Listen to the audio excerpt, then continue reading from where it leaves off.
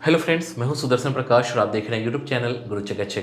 दोस्तों, क्या आप भी लगातार ज़्यादा देर तक पढ़ाई नहीं कर पाते हैं या फिर कुछ देर पढ़ने के बाद आपका भी मन पढ़ाई नहीं करने का करता है। दोस्तों, अगर ऐसा है तो ये वीडियो आपके लिए ही है, क्योंकि इस वीडियो में मैं आपको बताऊंगा कि लंबे समय तक पढ़ाई कैसे करें और लंबे समय तक पढ़ने के लिए क्या करना चाहिए। और अगर आपने इस ट्रिक को अपना लिया तो यकीन मानिए, न सिर्फ आप बिना थके लंबे वक्त तक पढ़ाई कर पाएंगे बल्कि पढ़ाई से बोर भी नहीं होंगे।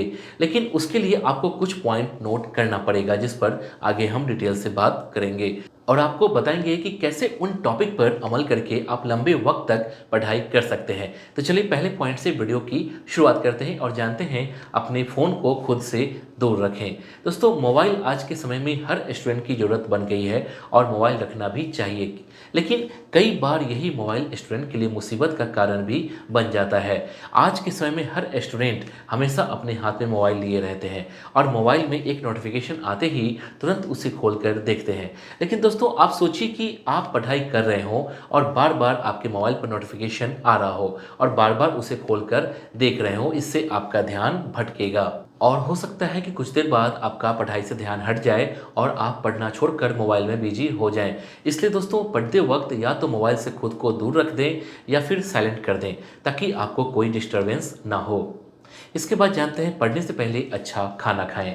दोस्तों, कहते हैं अच्छा भोजन किसी भी व्यक्ति को हमेशा खुश रखता है।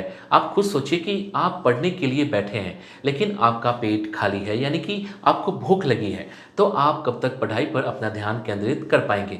जाहिर सी बात है, कुछ ही देर के बाद बार बार आपका ध्यान खाने की ओर जाएगा। ऐसे में लंबे समय तक पढ़ाई करना तो दूर, आप जो भी कुछ पढ़े हो वो भी आपको याद नहीं रहेंगे, क्योंकि आपने अधूरे मन से वो पढ़ाई की है। इसलिए जब भी पढ़ने बैठें तो भरपेट और अच्छा भोजन करें, ताकि आपके पेट के साथ साथ आपका मन भी भरा रहे और आपका ध्यान नहीं भटके। इससे आप लंबे समय तक पढ़ाई कर पाएंगे। इसके बाद जानते हैं लगातार एक ही टॉपिक को नहीं पढ़ें। दोस्तों, कई स्टूडेंट जब किसी टॉपिक को पढ़ने बैठते हैं तो लगातार 2-2 घंटे तक उसी टॉपिक को पढ़ते रहते हैं। फिर वो शिकायत करते हैं कि घंटे 2 घंटे बाद उनका पढ़ने में मन नहीं लगता है।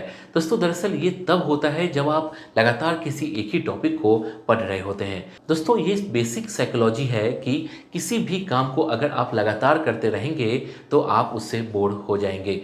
पढ़ाई के साथ साथ ऐसा ही है। इसलिए पढ़ते वक्त हर घंटे अपने टॉपिक और सब्जेक्ट को बदलते रहें। इससे आपको हर घंटे कुछ नया पढ़ने को मिलेगा और आपका इंटरेस्ट बना रहेगा, जिससे आप लंबे समय तक पढ़ाई कर पाएंगे। दोस्तों, मैं आपको जनरल नॉलेज के लिए एक बुक सजेस्ट करना चाहूँगा, ओसवाल पब्लिशर्स की general knowledge for competitive exams. Oswal की ये book SSC, banking, management, entrance, railway, law, defence etcetera के लिए इंपॉर्टेंट है। बुक में कॉम्पिटिटिव एग्जाम में आने वाले विषयों को कवर किया गया है, जैसे current affairs, history, geography, Indian polity, Indian economy, general science and general knowledge आदि विषयों को बुक में बताया गया है। बुक की क्वालिटी अच्छी है। इस बुक से आप अपने एग्जाम के लिए प्रिपरेशन कर सकते हैं। ये बुक आपको अमेजॉन और ओसवाल की वेबसाइट पर मिल जाएगी, लिंक डिस्क्रिप्शन में है। इसके बाद जानते हैं कम से कम 6 से 8 घंटे की नींद लें।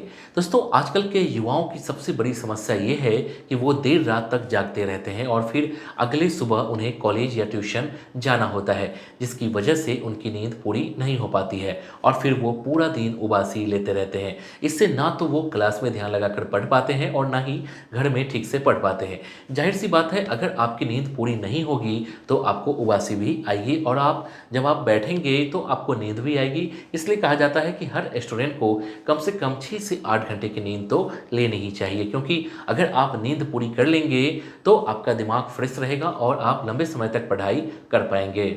इसके बाद जानते हैं पढ़ाई का सही समय तय कर लें।